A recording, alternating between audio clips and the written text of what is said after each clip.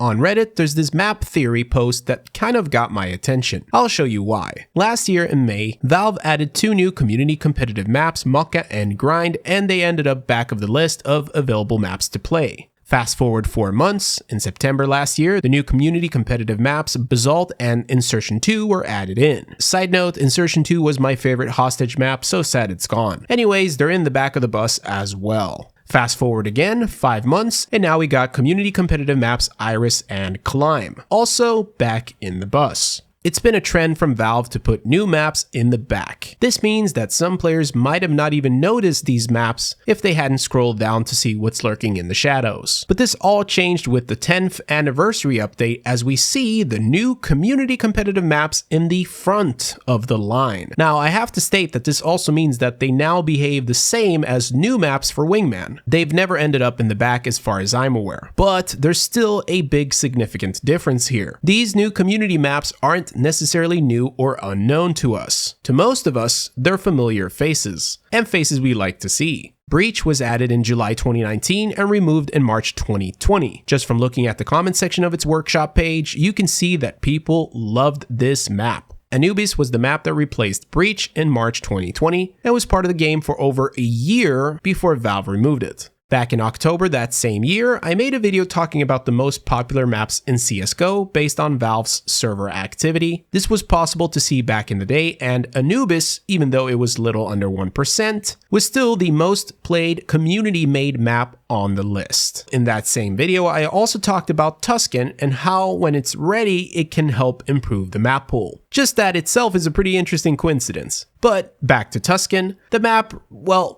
it doesn't really need an introduction. It was played a lot in 1.6, and it was up there next to the big names such as Dust 2 and Inferno. Although this isn't really Tuscan, this is the ECPL mill, but that's where Tuscan comes from. And here we are. 3 popular maps, and they are all standing right here. What can this mean?